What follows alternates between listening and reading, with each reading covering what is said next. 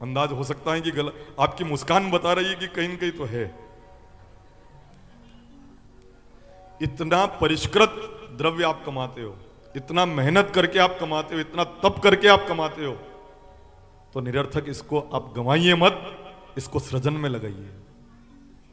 और अवसर चार भुजानाथ का मंदिर का आवे तो आप जरूर उसमें बढ़ चढ़कर हिस्सा लीजिए। यहां के युवा भी लखपति है, बड़ी खुशी की बात है।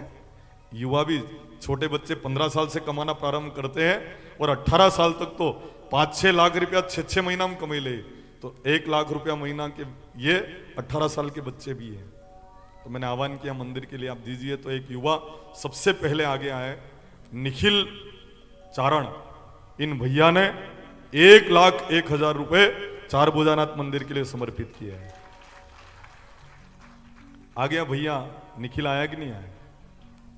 कहां है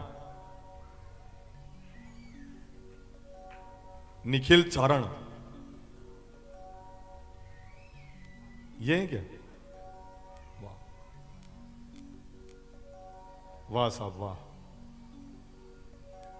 एक बार करतल ध्वनि से इन युवा के लिए आप सम्मान करेंगे।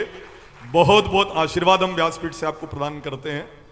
आपने 1,01,000 रुपया चार भुजानाथ मंदिर निर्माण के लिए सहयोग राशि प्रदान की है। इस द्रव्य को परिष्कृत किया है। ये ऐसी एफडी है, बाकी की एफडियां यहीं पर रह जाएगी, पर ये वहां पर तक चलेगी। हो ये धन वहां तक चलेगा इनका।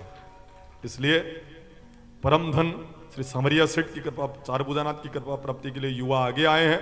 मैं आह्वान करूंगा और भी युवा जिनको चार भुजानाथ ने दे रखा है वो अपने नाम का उद्घोष यहां पर करवा सकते हैं, वृद्ध भी करवा सकते हैं। परिवार के मुखिया सभी युवाओं को साथ में लेकर एक साथ अपने नाम का उद्घोष करवा सकते हैं और इन चार भुजानाथ के मंदिर को दिव्य और भव्य बनाने में अपनी भूमिका को सुनिश्चित कर सकते हैं।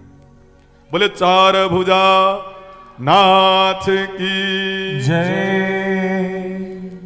और भी है क्या वो? चलो ठीक है, आप लिस्ट बना लेना, नाम लिखते रहना और चार भुजानाथ के मंदिर में आप सहयोग करते रहना। आगे बढ़ते हैं हम कथा में। तू तेरे काम में, मैं मेरे धाम में, तू मेरे नाम में, तो मैं तेरे काम में।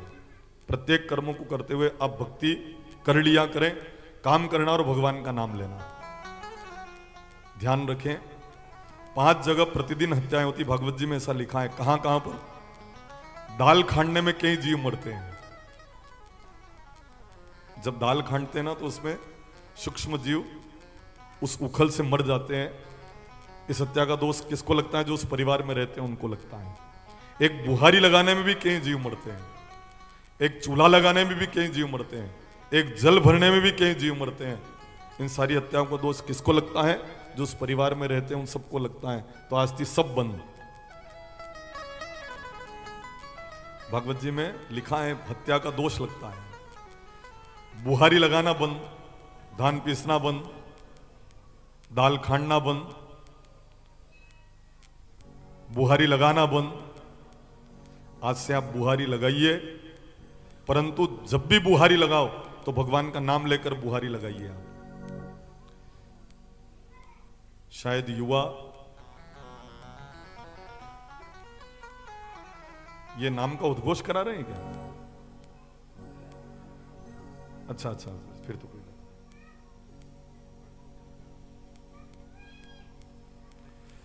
शंकरलाल जी चारण पापा जी 21,000 रुपए आपने चार भुजानाथ मंदिर के लिए समर्पित किए। करतल ध्वनि से आप इनका सम्मान कर रहे हैं।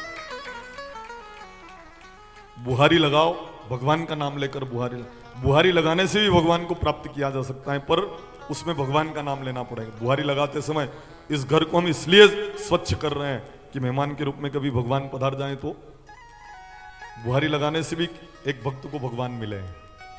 कौन है वो? शबरी। अपने आश्रम से चारों तरफ के मार्गों को कोसों कोसों तक बुहारती है शबरी माता। कभी न कभी राम जरूर आएंगे, कभी न कभी राम जरूर पधारेंगे, कभी न कभी भगवान के दर्शन होंगे। क्योंकि एक दिन गुरुदेव मतंग ऋषि ने कहा था कि शबरी एक दिन राम जी यहां पर जरूर आएंगे। गुरु का वचन तो फलेगा। 10 वर्ष की थी शबरी माता, मात्र 10 वर्ष की। और गुरुजी जब भगवान के धाम पधार गए, शबरी माता तब से चारों तरफ के मार्गों को कोसों कोसों तक बुहारती है। एक तरफ नहीं, चारों ही तरफ के मार्गों को कोसों कोसों तक बुहारती है। कौन से मार्ग जिससे राम जी आ जाए और कोई कंकर पत्थर चुभ जाए तो, इसलिए चारों ही तरफ के मार्गों को मैं साफ कर देती हूं, डगर साफ कर देती हूं। अब शबरी के मां राम जी इसलिए आए क्योंकि चारों तरफ के मार्गों को बुहारा है। यहां तो पूरे बाजार में भी झाड़ू नहीं निकलता है, राम जी कैसे आए? नफरत इतनी है, द्वेष इतना है।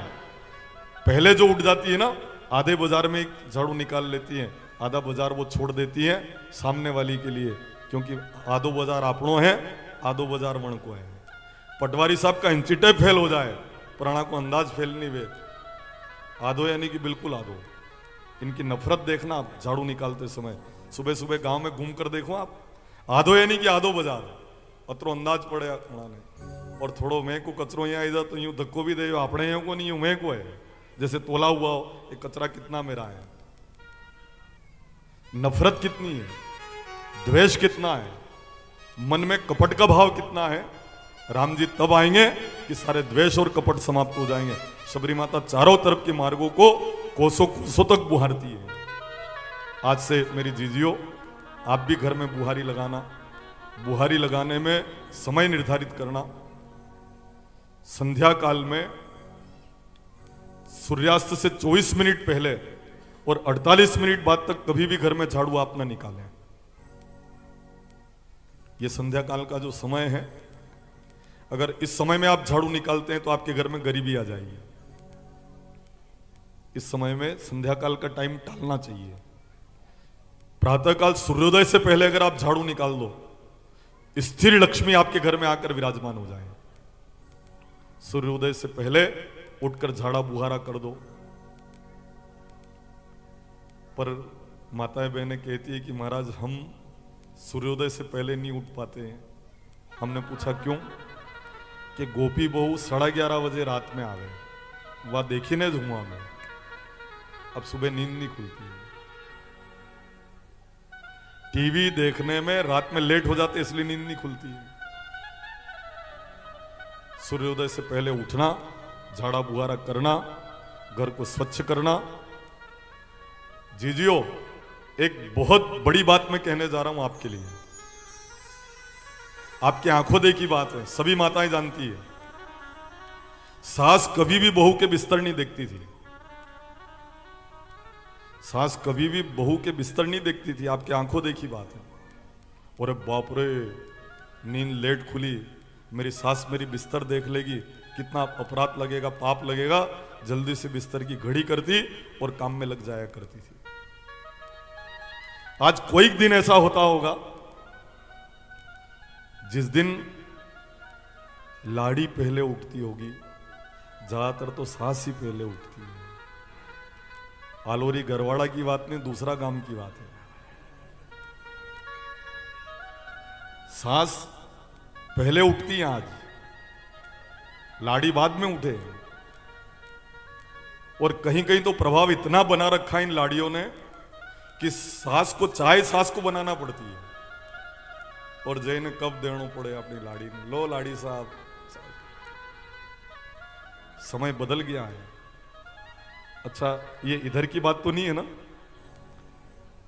आपकी आंखों देखी बात बता रहा हूं। सास कभी भी बहू के बिस्तर नहीं देख पाती थी।